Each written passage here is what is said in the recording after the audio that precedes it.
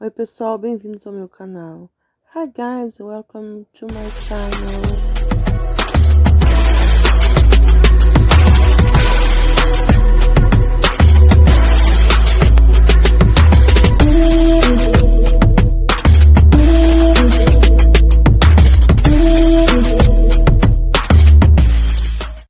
Vamos cozinhar um brócolis e fazer ele ficar bem verdinho.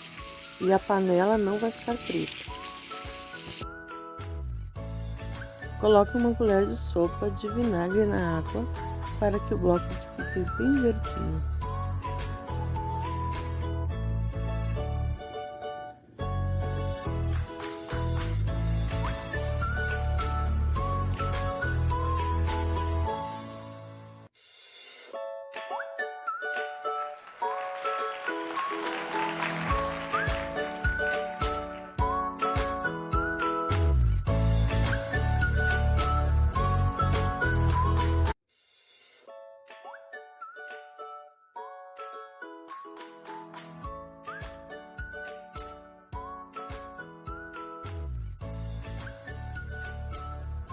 Thanks for watching.